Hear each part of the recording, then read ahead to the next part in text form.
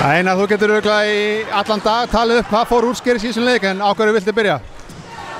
Já, við vorum svona eftir 10 mínútna leik sem var fyrstu 10 held ég, 15 kannski, voru nú bara alveg í þokkalegu lagi sko.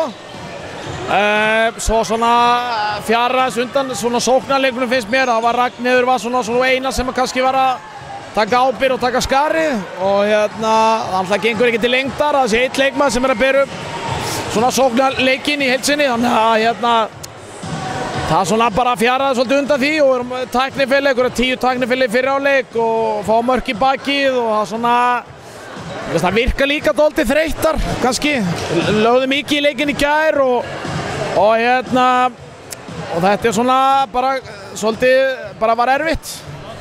Og svona með það sem maður hefur séð hingað til þá virðist bara Ungverjaland vera bara með sterkasta liðið og það er nú nokkuð ljóst að Austurríki, myndir ekki halda að þeir myndu taka Hvíta-Rússland og setja þá bara upp hreinan úrslitaleik á móti ykkar á morgun? Sko Ungverjarnir eru með frábært lið, þær voru á 4. eða 5. sæti á EM síðasta sumar, þannig að við erum ennþá svolítið í land kannski á móti þessum allra bestu.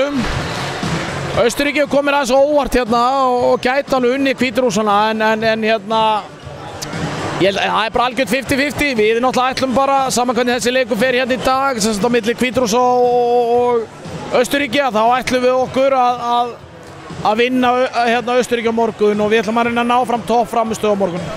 Og nú reynir kannski á andlegan styrk hópsins að fá svona útreið og mæta klárar bara að það er stutt í næsta leik.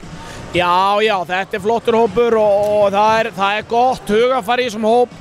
Ég hef ekki miklar áhyggjur af því, ég veit að nú bara núllstilli við okkur, við þurfum að núllstilla okkur eftir góða leik í gær, við þurfum að núllstilla okkur núna eftir kannski svona ekki alveg nógu góða leik í dag og við bara við þurfum að mæta ferskar á morgun, ferskari heldur en við gerum í dag og bara við þurfum að fá alveg massíva stuðning sem hefur verið góður þessa 2 daga. Fólk þarf að vakna snemma og styðja við baki á okkur á morgun.